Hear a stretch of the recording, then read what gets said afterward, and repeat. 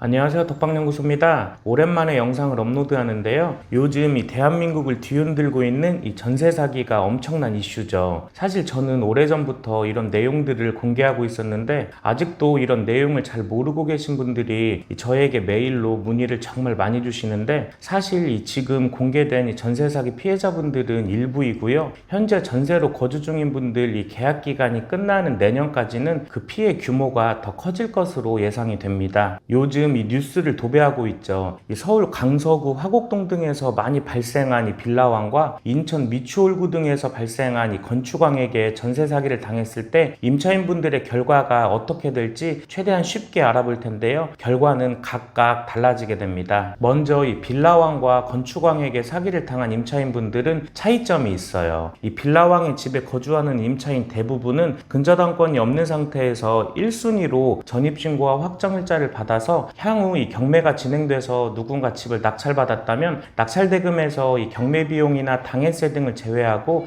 1순위로 이 보증금을 배당받을 수 있는 이 우선 변제권까지 확보하고 있고, 만약 이 보증금을 부족하게 배당받았다면 낙찰자에게 부족한 보증금을 요구할 수 있고, 보증금 전액을 돌려받을 때까지 이 집을 비워주지 않아도 되는 아주 강력한 대항력까지 있는데요. 그런데 인천 미추홀구 등에서 건축왕에게 전세 사기 피해를 입은 임차인분들은 대부분 이 집에 근저당권이 있는 상태에서 전세로 들어갔기 때문에 나중에 이 경매가 진행돼서 누군가 낙찰을 받게 되면 후순위 임차인에 해당돼서 대항력도 없고 우선 변제권도 근저당권 뒤로 밀리게 돼요. 이 사례로 확인해보면, 먼저 이 빌라왕의 집에 전세금 2억으로 거주하는 1순위 임차인이 있는 상태에서 이 집이 감정가 2억으로 경매가 진행돼서 누군가 이 감정가 그대로 2억에 낙찰을 받았다면 임차인은 1순위에 해당돼서 이 집주인이 체납한 당해세 등이 없다면 전세금 2억을 전부 돌려받고 나오면 되는데요. 하지만 현실은 다르죠. 이 법원에서 정한 시세인 감정가 2억에 입찰하는 사람은 거의 없어요. 이렇게 입찰한 사람이 없으면 계속 유찰돼서 이 최저 매각 가격이 1억으로 떨어져도 이 낙찰자는 나타나지 않는데 대체 왜 그럴까요?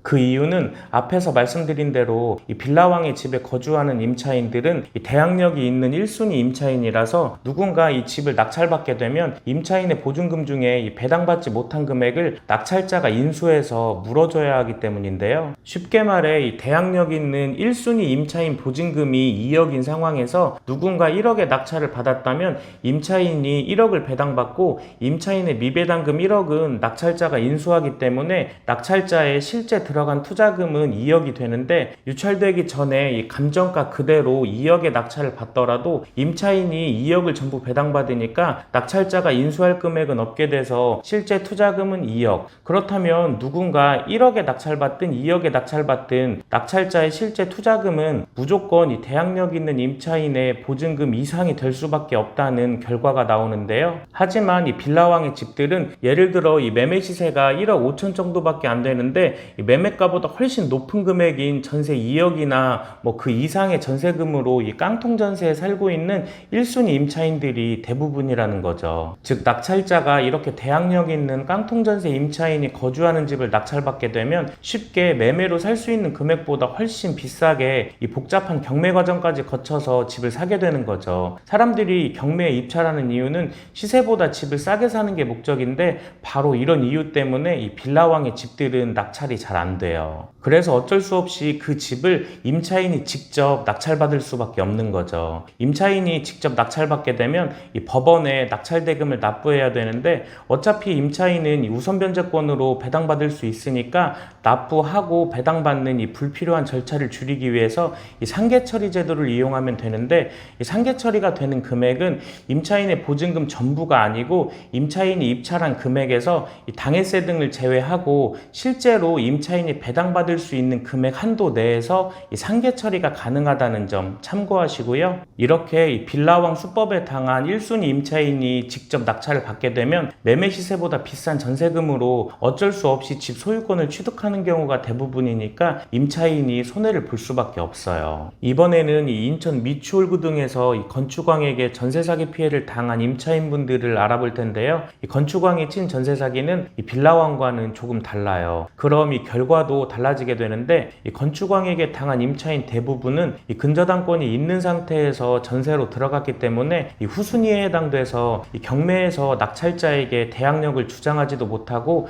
이 우선 변제권도 근저당권보다 후순위로 밀려서 이 보증금을 날리게 되는데요. 예를 들어 이 매매 시세가 2억인 집에 이 등기부상 1순위로 이 근저당권 5천만 원이 있는 상태에서 후순위로 임차인이 이 전세금 2억으로 들어가면서 문제가 발생하게 되는데, 이 근저당권과 임차인 전세금을 합친 금액이 이 매매 시세를 훨씬 초과했기 때문에 이 깡통 전세에 해당되는데, 임차인은 왜 이렇게 위험한 계약을 체결했을까요? 알고 보니까 계약할 때 이 공인중개사가 나중에 혹시라도 집에 문제가 생기면 자신이 뭐 책임을 지겠다면서 이행각서까지 써줬다고 하는데, 이 전세계약 한 건에 임차인한테 받는 수수료가 몇십만 원인데 자기가 이 몇천만 원을 보증해준다는 건 사실 말이 안 되는 거죠. 공인중개사가 이행각서를 써줬다고 해도 큰 의미는 없어요. 돈 없다고 뭐 배째라고 하면 받아낼 길이 없는 거죠. 여러분들도 이런 쓸데없는 각서에 속지 마시고요. 이렇게 경매가 진행돼서 이 감정가 2억에 그대로 낙찰이 됐다면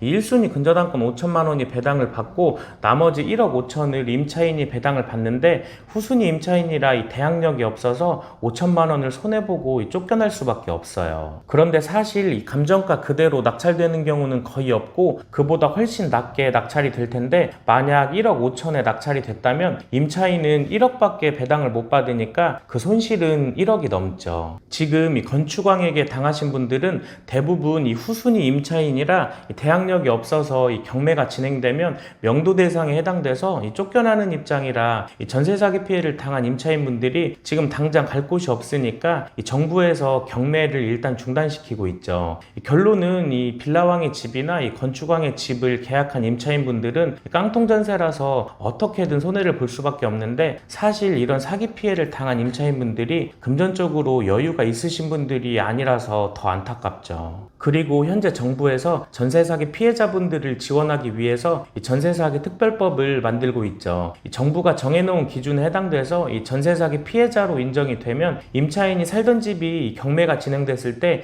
임차인이 우선적으로 매수할 수 있는 이 우선 매수권을 부여하고 뭐 취득세나 재산세도 감면해주고, 경매에서 임차인이 집을 직접 낙찰받게 되면 담보대출 비율과 대출 이자도 완화해주는 혜택 등이 마련될 예정이니까 이 전세 사기를 당했거나 현재 뭐 전세로 거주 중이면서 이 전세 사기 피해가 예상되시는 분들은 확인하시면 조금이나마 도움이 될 것 같고요. 이 사기 피해를 당하신 분들 뭐 지금 정말 어려운 상황이시겠지만 조금만 더 힘내시길 진심으로 바랍니다. 이번 영상도 시청해 주셔서 감사합니다.